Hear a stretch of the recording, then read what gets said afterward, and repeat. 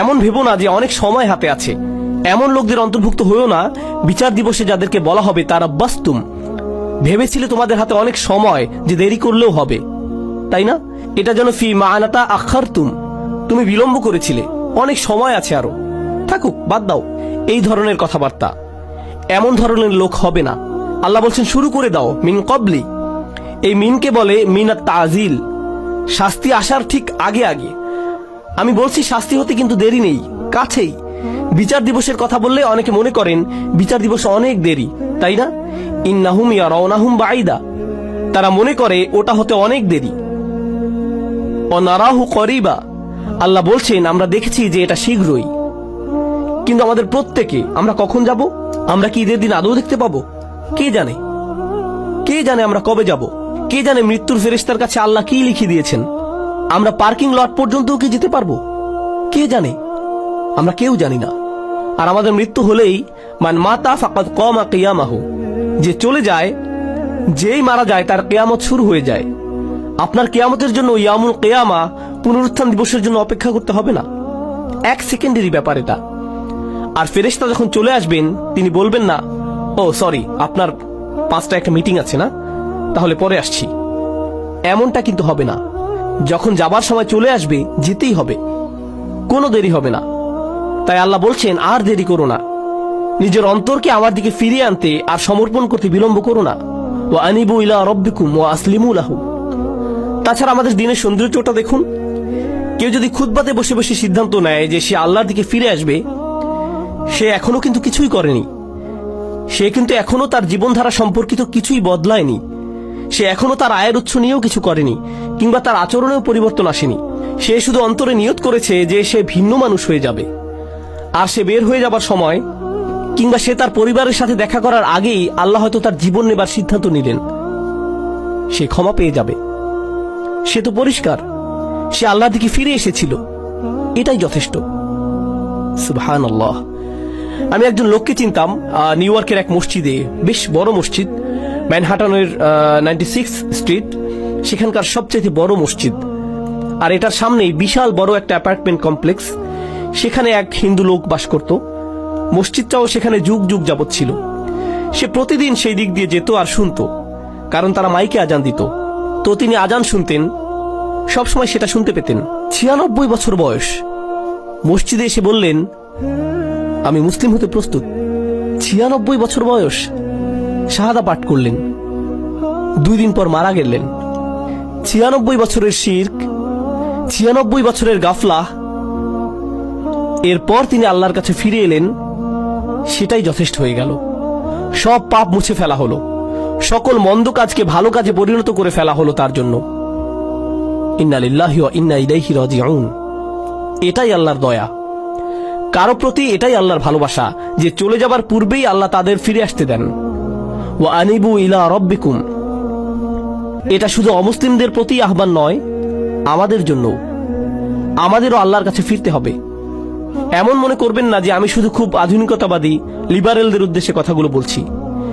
এখানকার ধার্মিকদের উদ্দেশ্যে বলছি না, হিজাব সহ বোন কিংবা দাড়িওয়ালা সেই ভাইটির উদ্দেশ্যে না, না না না, সবার উদ্দেশ্যেই বলছি। আল্লাহ কিন্তু বিচার দিবসে আমাদের চেহারা দেখবেন না, আল্লাহ দেখবেন আমাদের অন্তরে কি আছে। আমাদের দেখতে কিছু করতে বেশি ধার্মিক ধার্মিক মনে হয়, তার মানে এই নয় যে আমরা অন্যের চাইতে ভালো অবস্থানে আছি। এটা শুধু আল্লাহই ভালো জানেন। ওয়া আসলিমু লাহু মিন ক্বাবলু আন ইয়াতিয়াকুমুল আযাব সুম্মা লা তুনসারুন। অত্তাবিউ, আদেশ এখনো চলছে।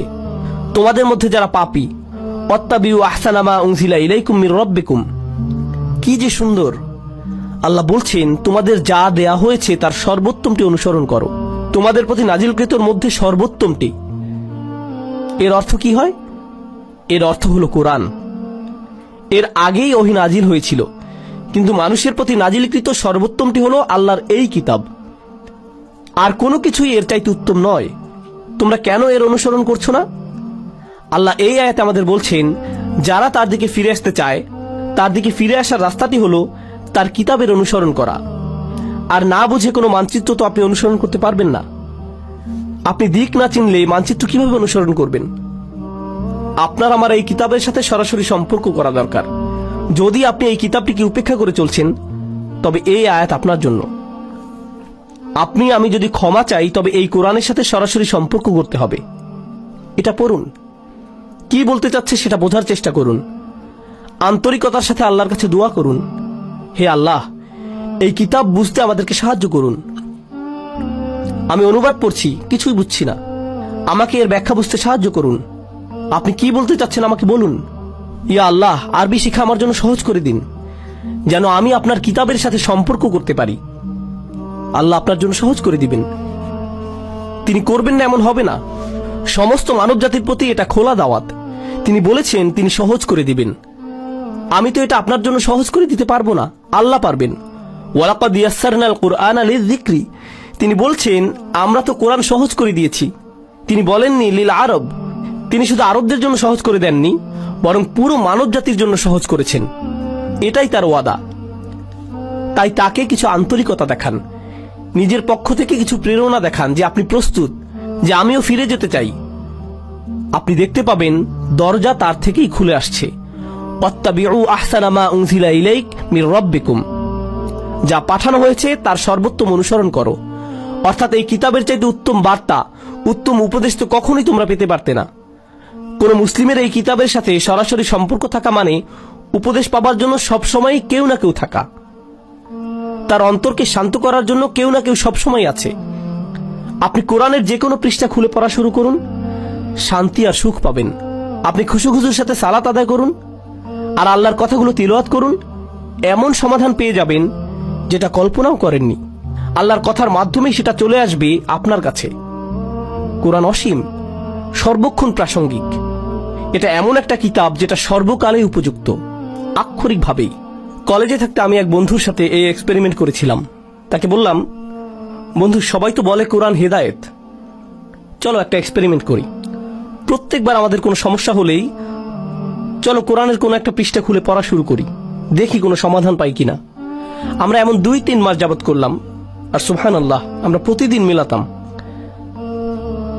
আমি এটা পেয়েছি, এই সমস্যা হয়েছিল, আর এই আয়াত পেয়েছি, আর আমি এটা খুঁজছিলামও না, শুধু কোরআন পড়ছিলাম আর সেটা চলে এলো। এটাই আমার জন্য আল্লাহর সমাধান। দেখলেন, আমার জন্য আল্লাহর উপদেশ এটা। সুবহানাল্লাহ, কি অসাধারণ ব্যাপার। এমনই তো হবার কথা ছিল। আমাদেরকে দেয়ার এর চাইতে উত্তম আর সুন্দর জিনিস আর কি হতে পারে, তাই না? এরপর আল্লাহ বলছেন, ওয়াত্তাবিউ আহসানা মা উনজিলা ইলাইক মির রাব্বিকুম মিন ক্বাবলি আন ইয়াতিয়াকুমুল আযাবু বাগতাতান ওয়া আনতুম লা তাশউরুন। শাস্তি তোমার উপর আসার আগেই, হঠাৎ করে, তুমি কিছু বোঝার আগেই।